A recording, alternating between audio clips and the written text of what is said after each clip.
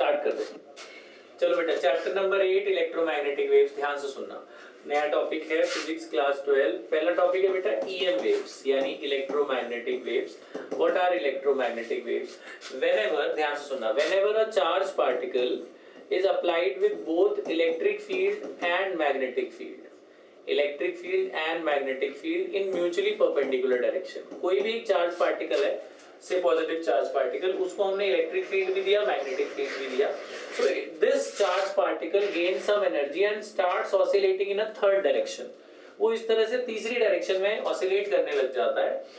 This wave created by the charged particle on applying electric field and magnetic field in a mutually perpendicular direction, and the charged particle starts oscillating in a third direction। मतलब charge यहाँ था, आपने electric field ऐसे दिया, magnetic field यहाँ से दिया, दोनों 90 पे थे, चार्ज पार्टिकल इधर चलने लग जाएगा ऐसे ऑसिलेट करता हुआ थर्ड डायरेक्शन में, और जो ये थर्ड डायरेक्शन होगी इन दोनों के परपेंडिकुलर होगी।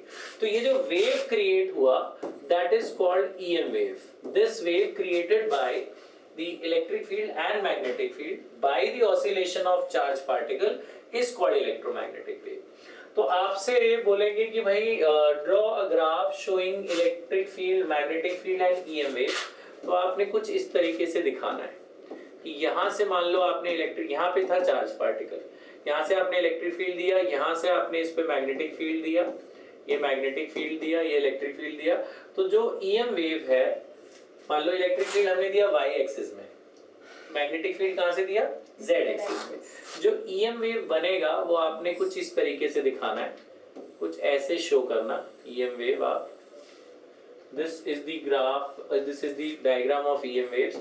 इसमें ये जो मैं एरो दिखा रहा हूँ ये इलेक्ट्रिक फील्ड की है, इधर वाली मैग्नेटिक फील्ड की है। इस तरह से आपने एरोज दिखा देना। तो ये ईएम वेव का आपका ग्राफ है।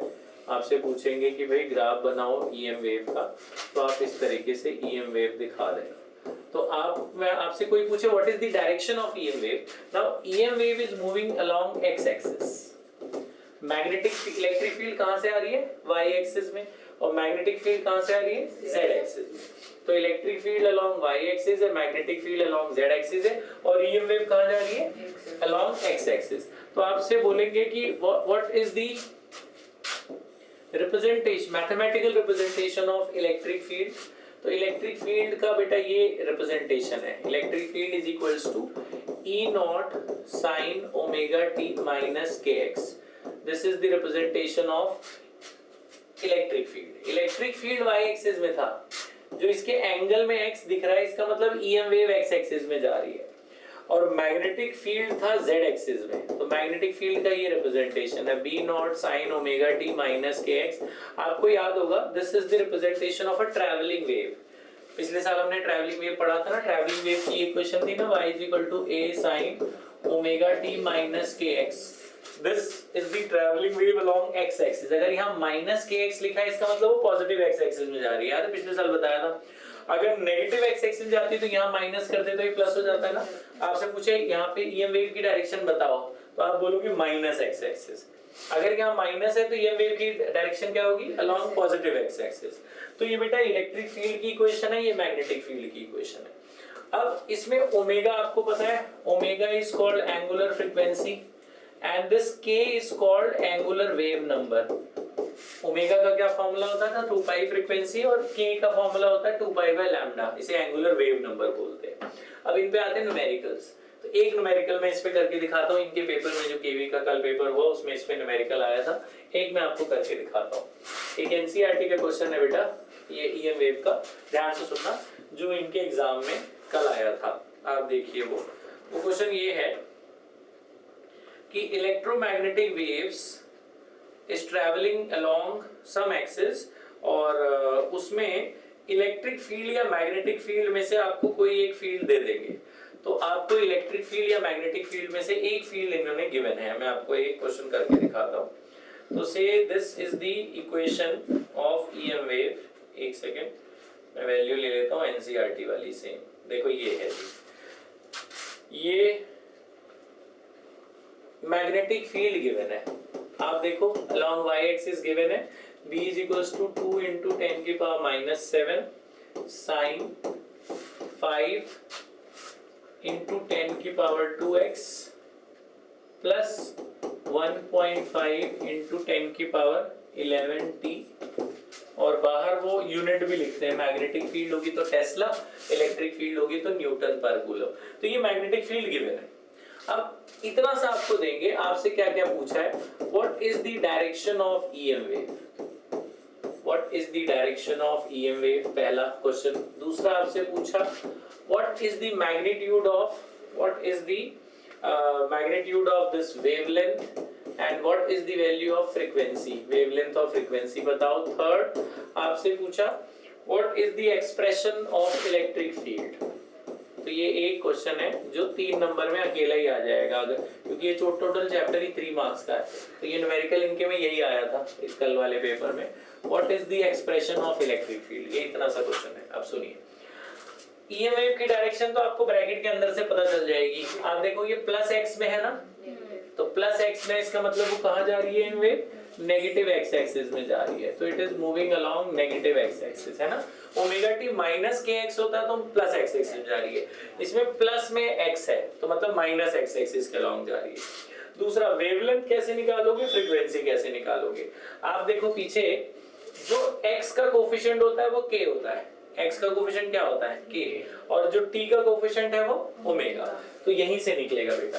आप देखो कि आप में x का कोफिशिएंट कितना है, 5 इंटू 10 की पावर 2, तो जो x का कोफिशिएंट है वो k हो गया, k हो गया बेटा 500, 5 इंटू 10 की पावर 2 का मतलब 500, और जो t का कोफिशिएंट है वो ओमेगा हो गया, ओमेगा है 1.5 इंटू 10 की पावर 11। यहाँ से आपको वेवलेंथ मिल जाएगा, k का क्या फॉर्मूला होता है 2 पाई बाई लैम्डा, तो यहाँ से लैम्डा मिल जाएगा, लैम्डा ऊपर जाएगा 500 नीचे ले आओ। अब आपको पाई की वैल्यू पता है 3.14 पुट करो और उसे 500 से डिवाइड करो, आपको लैम्डा मिल जाएगा।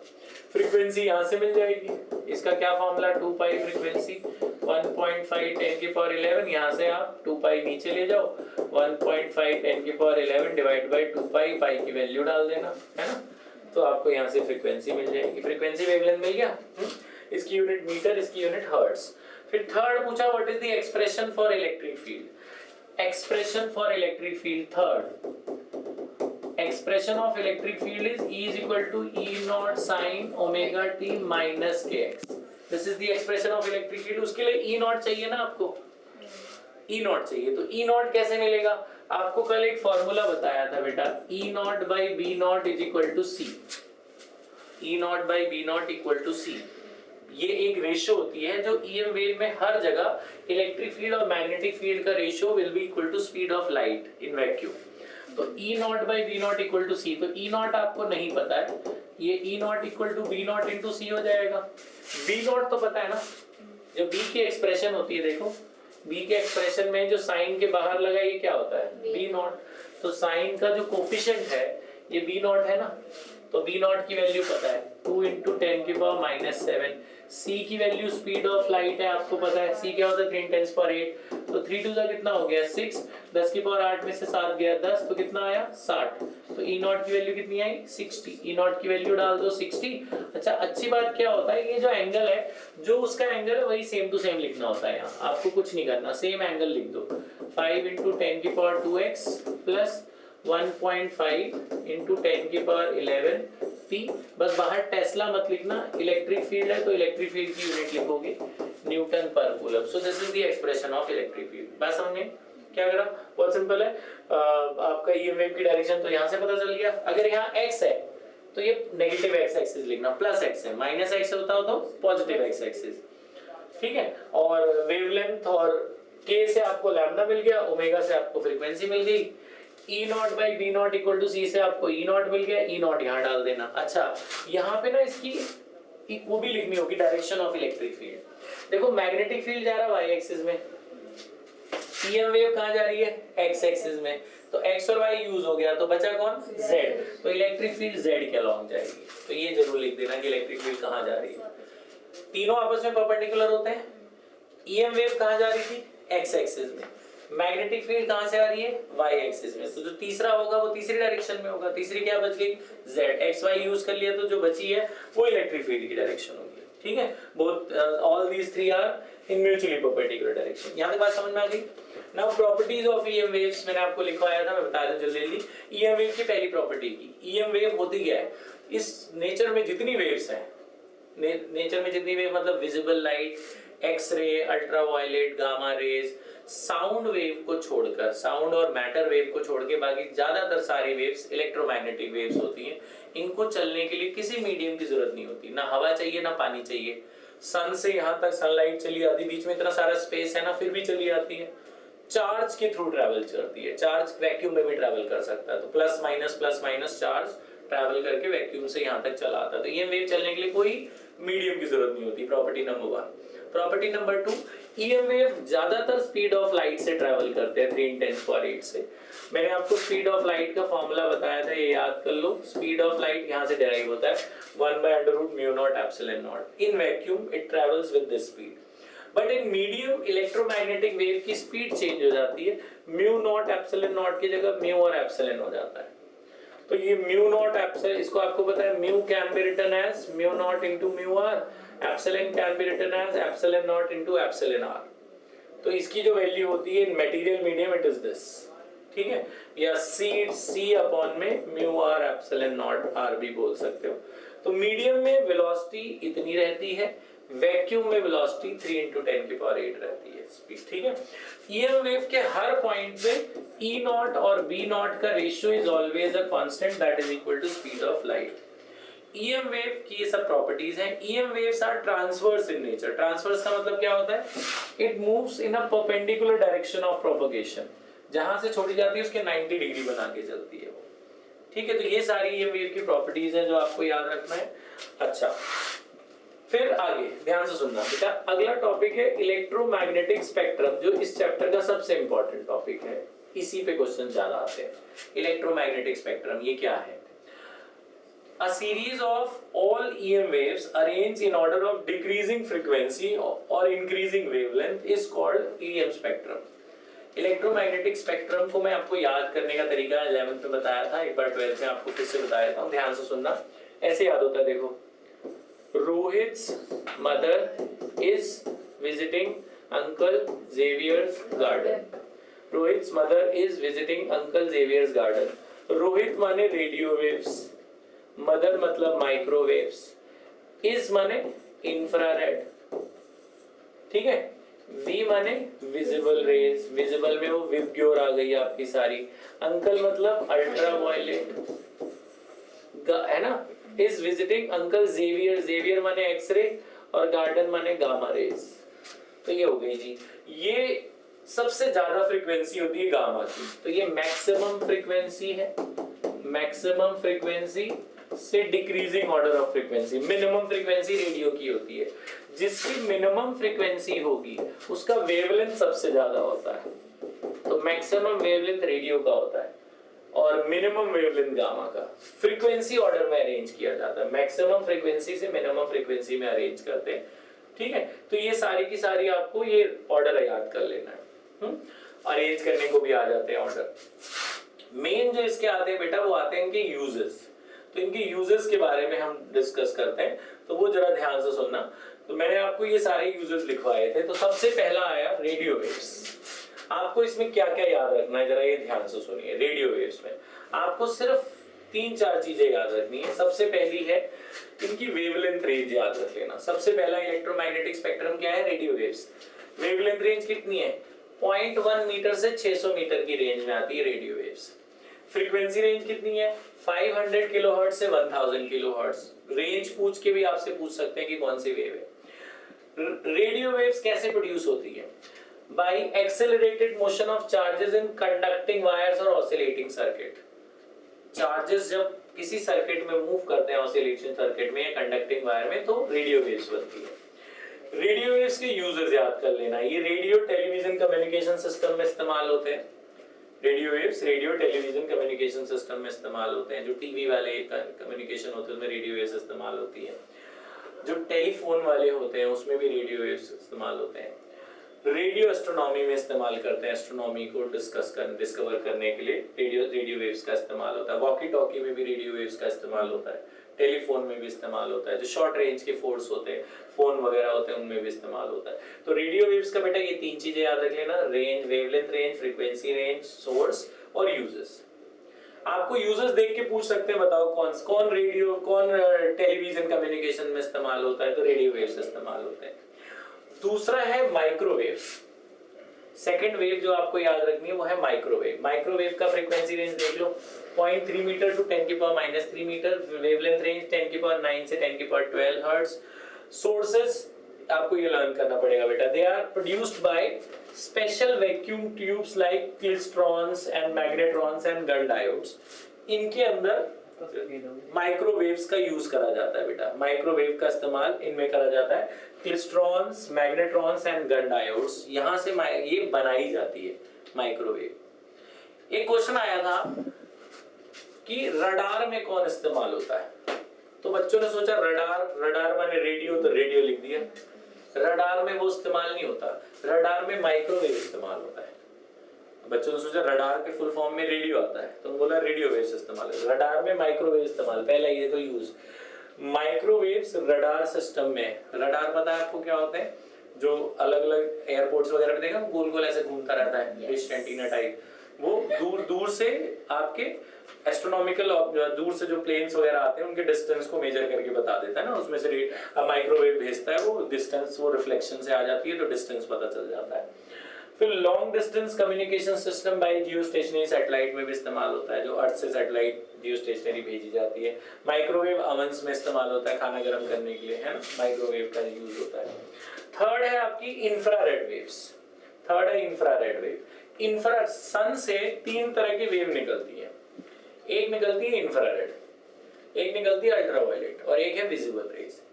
इंफ्रारेड का मतलब है हीटिंग इफेक्ट, जो हमारा पूरा एटमॉस्फेयर गर्म रहता है वो इंफ्रारेड की वजह से रहता है। तो infrared are produced by basically sun, और जो भी हॉट बॉडीज होंगी उन सबसे इंफ्रारेड निकलती है। इंफ्रारेड का वेवलेंथ रेंज याद कर लो, 5 10⁻³ 10⁻6। फ्रीक्वेंसी रेंज याद करो।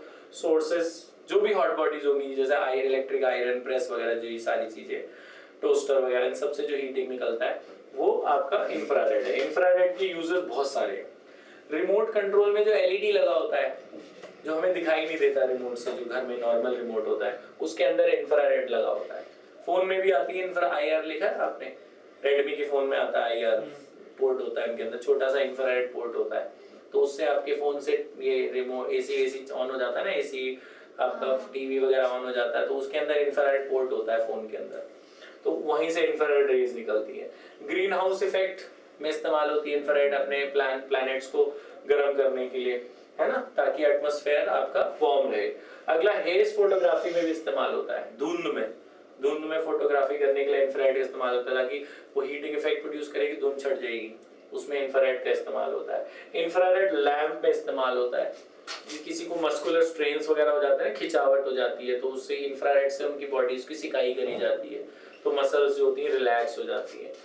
फिर रीडिंग, पुराने जमाने की जो वॉल्स है, जो उसमें पुराने जमाने की चीजें लिख के जाते थे, वो उसको रीड करने के लिए इंफ्रारेड का इस्तेमाल होता है। और मॉलिक्यूलर स्ट्रक्चर में भी रीड करने के लिए इंफ्रारेड का इस्तेमाल होता है। क्योंकि यूजर्स याद कर लेना, यूजर्स से आपसे पूछेंगे बताओ ये कौन सी वेव है।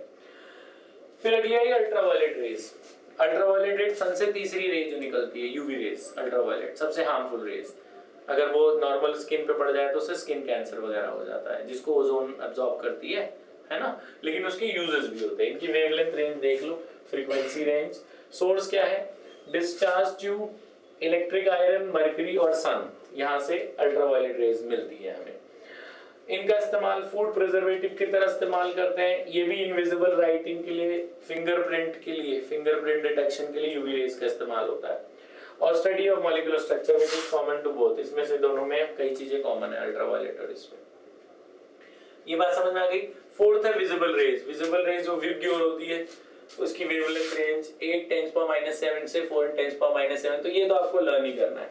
विजिबल रेज सन से निकलती है और आयोनाइज्ड गैसेस से निकलती है। ट्यूबलाइट से भी विजिबल रेज निकलती है ना, उसके अंदर गैस होती है जो रोशनी हमें दिखाई देती है। तो ये बोर्ड से जो लाइट निकल रही है भी विजिबल रेज ही है ना। अच्छा, इनके यूजेस, विजिबल रेज की वजह से हम अपने बाहर की रंगीन दुनिया को देख पाते हैं। दूसरा, इससे केमिकल रिएक्शंस होती हैं, है ना, केमिकल रिएक्शन होती है ना, हम देख रहे हैं लाइट की प्रेजेंस में एच न्यू यूज करते हैं ना कई की जगह, तो लाइट की प्रेजेंस में बहुत सारी रिएक्शन होती है। फिर अगला है बेटा फोर्थ हो गया, फोर्थ समझ में आ गया। फिफ्थ हो गया आपका अल्ट्रावायलेट, सिक्स्थ एक्सरे। एक्सरे का रेंज याद कर लो, एक्सरे आपको पता ही है ना, बहुत लोगों की हड्डियां टूटती हैं तो एक्सरे कराते हैं सब, है ना। तो फ्रीक्वेंसी रेंज याद कर लो। सोर्स है बेटा sudden D acceleration of fast moving electrons by metal targets, ये याद रख लेना। मेटल पे इलेक्ट्रॉन मारते हैं तो उसमें से एक्सरे निकलती है। तो एक्सरे का यूज मेडिकल डायग्नोसिस में करा जाता है क्योंकि वो फ्लैश से पास हो जाती है, ठीक है, लेकिन बोन से पास नहीं होती, बोन से वो रिफ्लेक्ट हो जाती है। तो बोन से जो रिफ्लेक्ट करके आती है वही इमेज आपको एक्सरे दिखाई देती है कि भैया यहाँ पे फ्रैक्चर है, यहाँ टूटा है ना। एक्सरे से कई कई डिफेक्ट्स क्रिस्टल में पता लगाए जा सकते हैं। मशीनों में फॉल्ट्स वगैरह होते हैं तो एक्सरे मार के उसकी इमेज बना के पता चलता है मशीन में कहाँ क्रैक है, कहाँ फॉल्ट है, जहाँ आप पहुंच नहीं सकते। एक्सरे की मदद से गोल्ड ढूंढा जाता है, नीचे डायमंड गोल्ड की खान है कि नहीं है उसको मार के उसमें से एक्सरे ढूंढा जाता है। एक्सरे से रेडियोथेरेपी भी होती है, कई की स्किन डिजीज होते हैं उसको एक्सरे की मदद से ठीक किया जाता है। तो ये आप याद कर लेना। दूसरा आपको क्या याद रखना है, अगला एक्सरे के बाद जो अगली इंपॉर्टेंट रे है, 7 सबसे इंपॉर्टेंट ये है गामा रे। गामा बड़ी इंपॉर्टेंट है। Wavelength range, frequency range, source तो याद रख लेना। गामा रेडियोथेरेपी में इस्तेमाल होता है। कुछ कुछ ट्यूमर्स होते हैं उनको गामा मार के तोड़ा जाता है, कई के ट्यूमर्स बॉडी में डेवलप हो जाते हैं तो उसमें गामा रे स्ट्राइक करके उस ट्यूमर को ग्रोथ को रोक दी जाती है। पॉलीथीन की प्रिपरेशन में गामा रे का इस्तेमाल होता है। न्यूक्लियर रिएक्शन स्टार्ट करने में गामा रे यूज होता है। फूड स्टफ्स को बहुत दिनों तक प्रिजर्व करने के लिए गामा रेज का इस्तेमाल होता है। और न्यूक्लियस को स्टडी करने के लिए भी गामा रे का यूज होता है। तो यहाँ तक आपको बेटा ये सारे जितने भी आपके इलेक्ट्रोमैग्नेटिक स्पेक्ट्रम है इनको पढ़ना पड़ेगा, इनके बारे में स्टडी करनी पड़ेगी, ये लर्न करना पड़ेगा। ये चैप्टर में बस इतना ही है। अब इसका एक ये न्यूमेरिकल आप लिख लो और ऐसा मैं आपको न्यूमेरिकल और देता हूँ करने के लिए, ठीक है। पास कर दो बेटा। और ये